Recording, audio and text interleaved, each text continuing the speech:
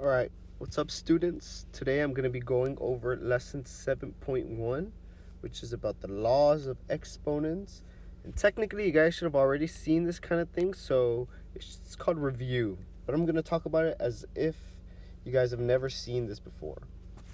Now the reason we're starting unit 7 with exponents and the laws and the properties with exponents is because we're going to be dealing with equations that are going to end up having variables in the exponents. So whenever we have something like this, we're going to need to know how to manipulate this so that we can find x. And there's going to be a lot of other situations where we might need to find x. But anyways, we're just going to get started. So we have a zero power law, basically saying if we have anything to the power of 0, we're going to say that that's equal to 1. So here, a to the power of 0, if we have that, it's going to be 1. So that means x to the power of 0 is 1. 10 to the power of 0 is 1. T times x cubed, that's going to be 1. And this is also going to be 1. It's all 1. Next, we have fraction to a power, meaning if we have something to the power of a fraction, then that fraction is going to get that exponent distributed to the denominator and the numerator.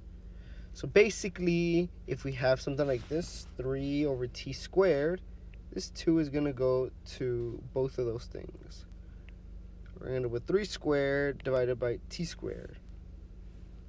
And we happen to know what 3 squared is, which is 9. So we got 9 divided by t squared.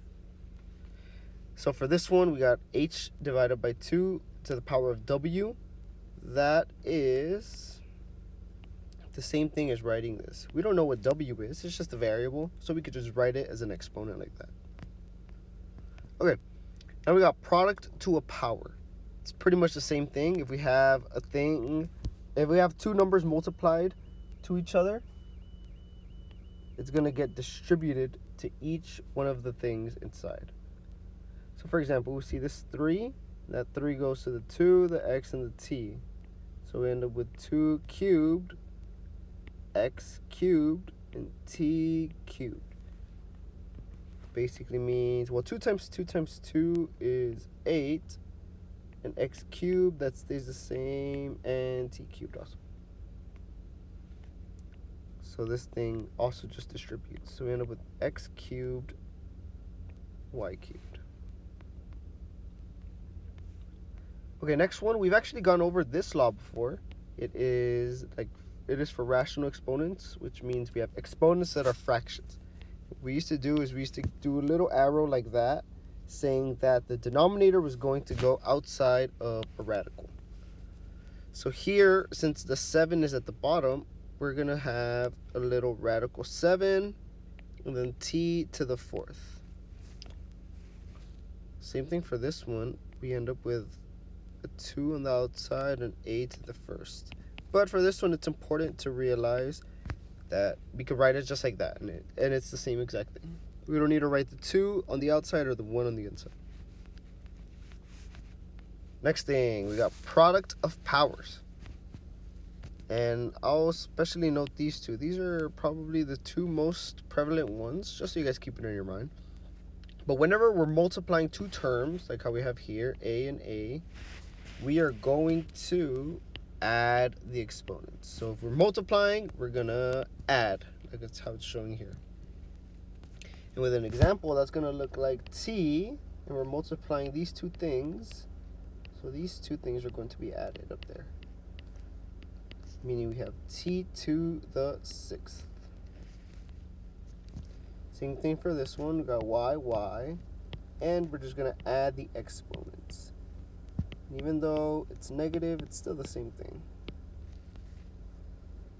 And now for this one, we have the m's multiplied with each other. So that means we're going to have everything else the same. 2m plus 2 and h. That means we're going to have 2m negative 2h.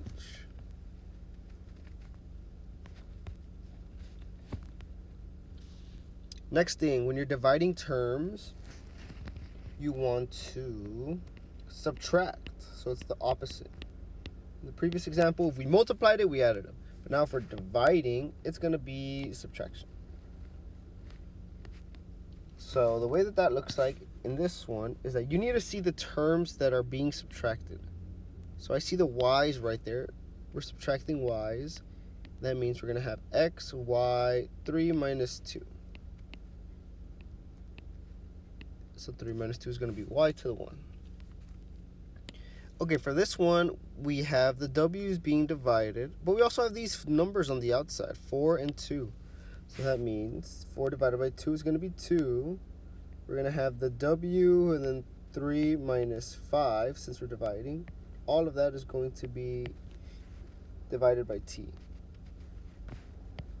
And that's going to equal 2w negative 2t, like that. Next thing, power to a power. If there's ever a power to a power, we're going to have to multiply the powers. That means is if we have something like this, that means m times n.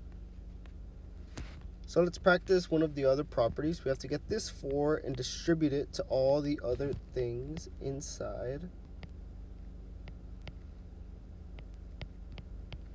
And from here we end up with 3 to the 4th power. Well, that's 3 times 3 times 3 times 3, which is going to be 9 times 9, which is going to be 81.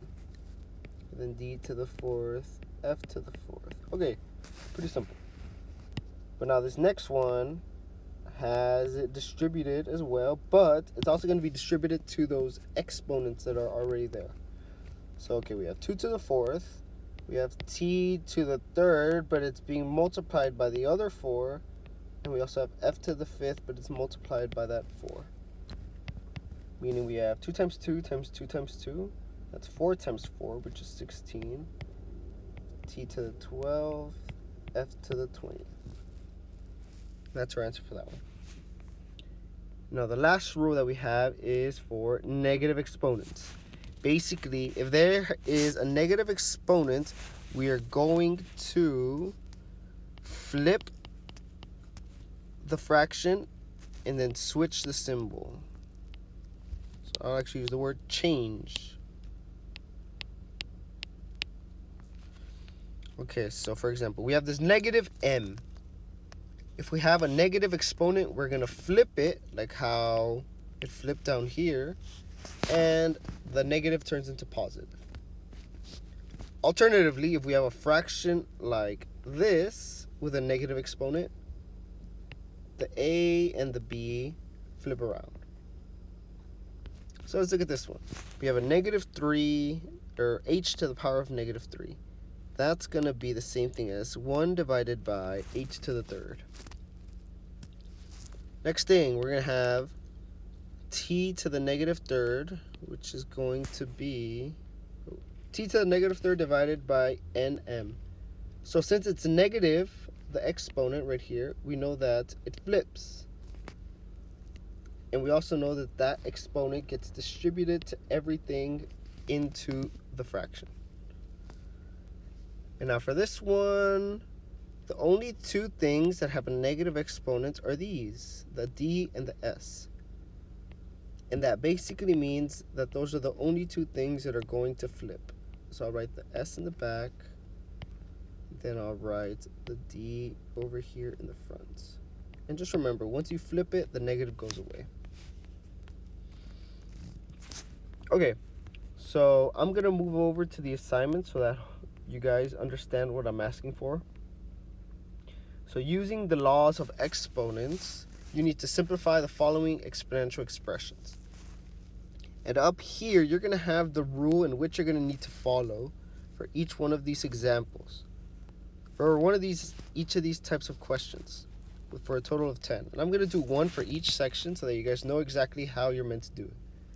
So for this one, it is if you multiply two things, you have to add the exponents. So this is going to be 7 plus 3, and that's going to be y to the 10. So that's not too complicated. For this next one, you got power to a power, meaning you multiply the powers. So that's going to be m to the 3 times 2. 3 times 2 is just going to be m to the 6th. Next one. If you're dividing two things, then you're going to subtract the powers. So that means x to the 6th divided by x to the 5th. That's going to be 6 minus 5, which is equal to x. Next one, we have negative exponents. Anytime we're dividing by, or anytime we have a negative exponent, that means we're going to flip the fraction. So x to the negative 5 is going to be equal to 1 over x to the 5th.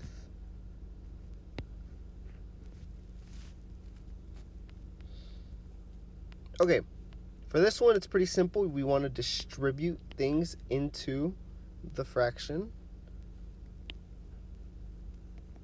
So that means x cubed over z cubed is how that looks like.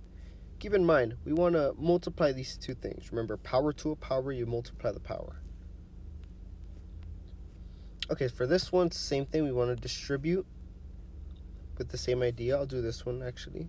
So this 5 goes to each one of those things.